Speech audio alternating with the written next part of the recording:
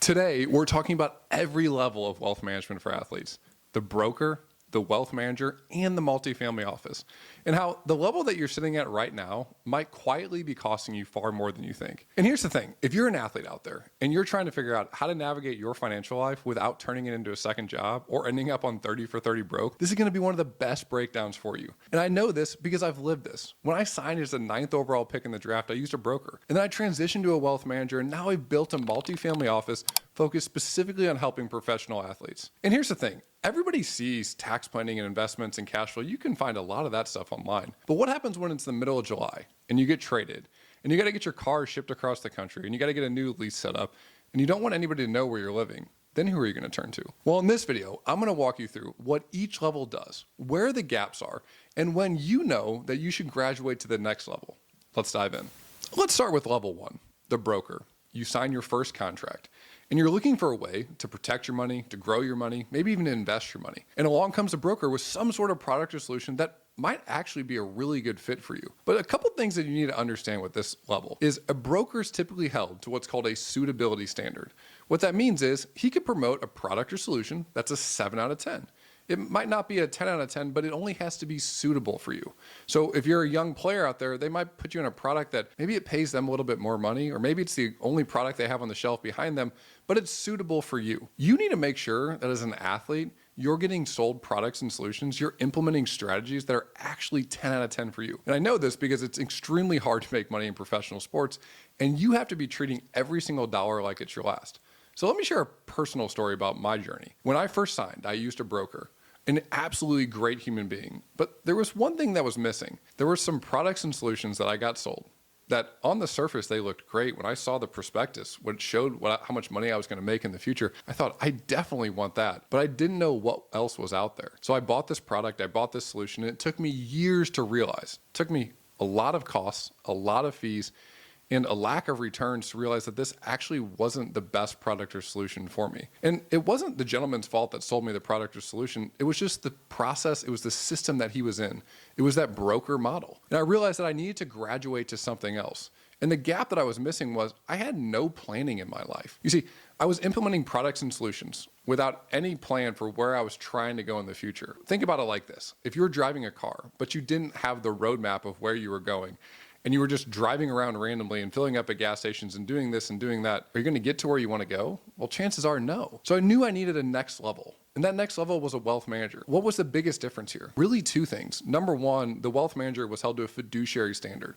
What that meant was I knew that when he was sitting across the table from me, that the advice that he was giving me would be the same advice that he would take with his own money. He was held to a legal standard to make sure that my best interest was held above his own. This is really, really important for a young athlete because we don't know this stuff. So we're truly trusting whoever we're talking to put us in the absolute best position. The second thing that the wealth manager did that the broker didn't was we started to develop a plan to really figure out what was my North Star, what was the outcome I was trying to get to. And this was a huge step up for me. Ultimately, the products and solutions that I had put in place for me ended up being far better. But I want to share a story when I realized that this wasn't the level that I actually needed to be at as my career continued to progress. It was getting close to tax season, and I was talking to my CPA, who I had found on my own, and she mentioned that I should contribute to a certain type of account. At the time, it was called a SEP IRA. Now we often use a solo 401k. Said more simply, it was a retirement account that was going to help save me some money in taxes. And I went back to my wealth manager and I said, my CPA recommended I contribute to this account. What do you think? And I'll never forget, he said,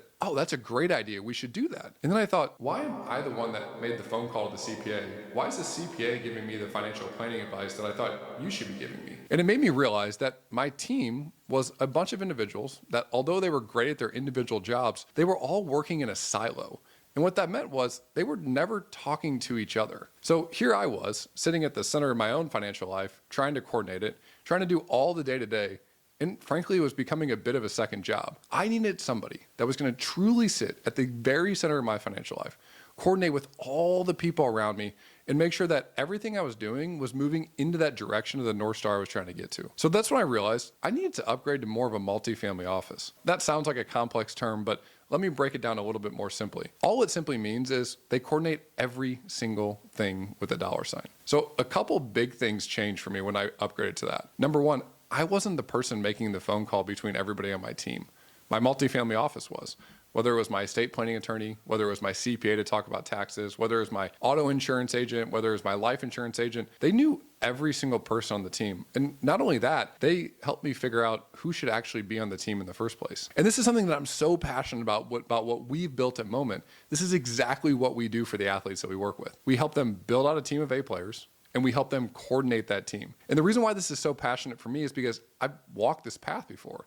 I've seen all these different gaps. So when I got to this multifamily office level, a couple things changed. Number one, we had that coordination. Number two, all the planning started to run very smoothly because all these people were talking to each other. All of a sudden, nothing was getting missed. Nothing was falling through the cracks. And the other thing that I realized was, as an athlete, there were so many other things in my life that were going on that were very unique to me being an athlete. You see, during my career, I think I moved more than 50 times. That's 50 different cities. Oftentimes a city that I'd never been to before. Most of the time, I had to be there the next day. So that didn't give me the luxury of driving my car. So that meant I had to ship my car across the country as a 21 or 22-year-old. Well, how am I going to do that? That's where a multifamily office steps in. They help me ship that car. They know the right people in the space to make sure that the car actually gets there. And trust me, I have plenty of horror stories of cars ending up on the side of the road. So you want to make sure you have the right people in place. And then when I got there, I realized, okay, I need a lease. Where am I going to go to get a lease? What apartment building should I look at? How should I actually read this contract? What happens if I'm not there in 2 months and I actually need to get out of this lease? These are all things that were happening behind the scenes. Then I got my trust set up in the off season, but I was getting all these cards sent to my house to sign. I know, it's surprising. But believe it or not, people still wanted my autograph. And I realized I needed a little bit more privacy. Well, how was I going to get that? Well, I went to my multifamily office and I just told them what I wanted the outcome to be. I said, I don't want anybody knowing where I live. They were able to help me set up with some privacy protection where it helped to create some anonymity around where I was actually living. These are all things that were happening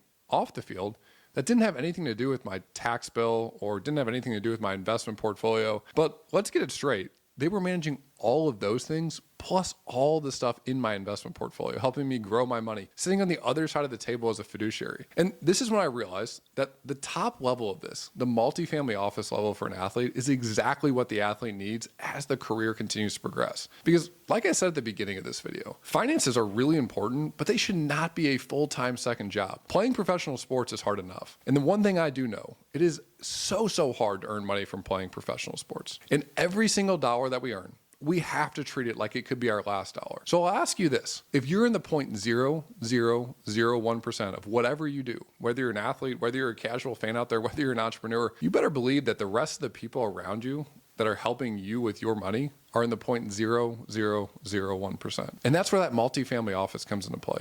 So if you're an athlete out there and you're wondering, am I at the right level? You need to start thinking through all the different things that are happening, all the moving pieces. How many times has your team coordinated with each other throughout the course of the year?